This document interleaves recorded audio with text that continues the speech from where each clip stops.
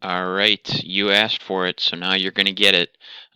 It is time for me to walk you through the problem that I gave you in class. So we started with these two functions, k of x and g of x, and we want to find the composition k of g of x, and then we also want to find its domain. The first thing that I'm going to do is notice that because g of x is my nested function, then anything that's not part of its domain cannot be part of the domain of the composition k of g of x. So I look at g of x and I see that the only value of x that will not work in its domain is when x is -5, because that's going to make the denominator equal to 0. So I'm going to note that g of x has a domain from -infinity to -5, not including -5, union -5 through infinity.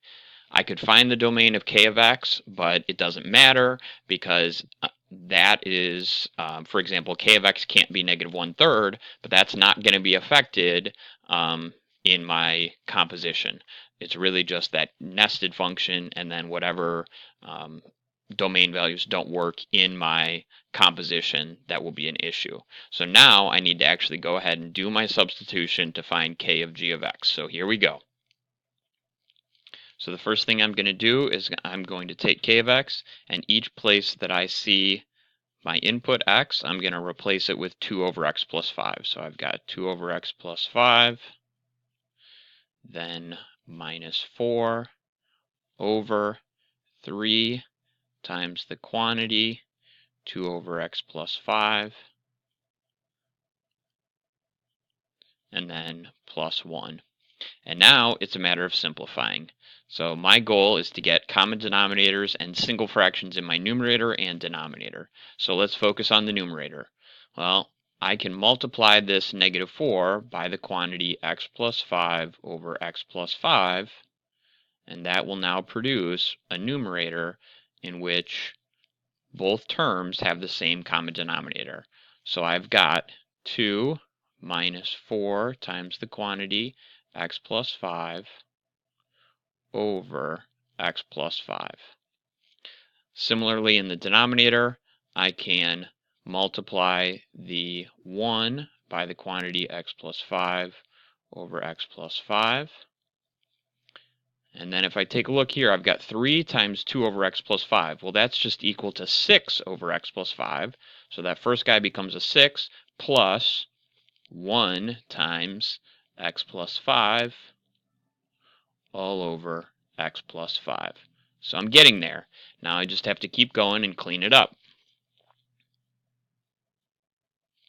So let's keep on going. In the numerator, I've got 2.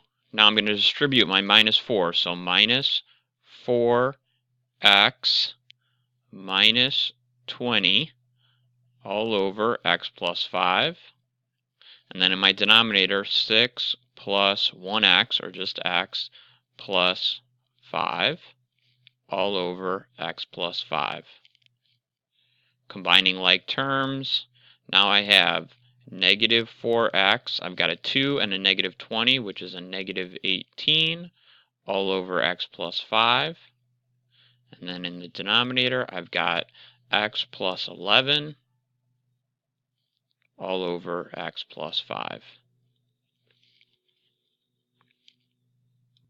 Now, like I always say, my goal is to get a fraction divided by a fraction, which is what I have. So now I can think of it as the numerator, -4x minus 18 over x plus 5, multiplied by the reciprocal of the denominator, which is x plus 5 over x plus 11. Now my x plus 5 terms simplify out of there, and I'm left with the fraction -4x minus 18 over x plus 11. And that is k of g of x. K of g of x is equal to that. Now, you may have had different methods for simplifying and getting there, but that is the simplified composition. Now let's talk domain. Remember, we already know that -5 doesn't work in g of x, so it cannot be in the domain of the composition. So I already know x cannot be -5, Now I look at the denominator of this fraction, and I know x cannot be negative 11. That would also produce a 0 in my denominator. Those are the two values that don't work. 1 because it doesn't work in g of x, so therefore I will have nothing to put into k of x, and then 1 because if I put it into k of g of x, I get a denominator of 0. So my domain for my composition is negative infinity to negative 11, union negative 11 to negative 5, union negative 5 to infinity.